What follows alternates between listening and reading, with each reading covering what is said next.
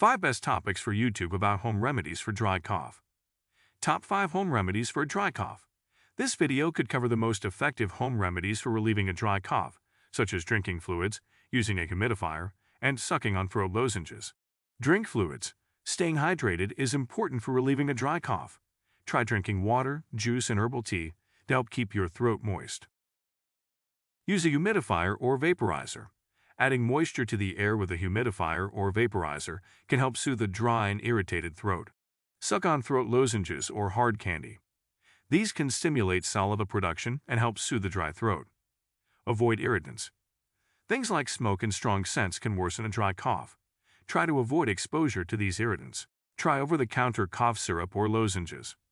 These can contain ingredients like dextromethorphan or guaifenesin, which can help suppress a cough. Always follow the dosage instructions on the package. It's important to note that these remedies are meant to provide relief from the symptoms of a dry cough and are not a substitute for medical treatment. If your cough persists for more than a few days or is accompanied by other symptoms, such as fever or chest pain, it's important to see a doctor for a proper diagnosis and treatment.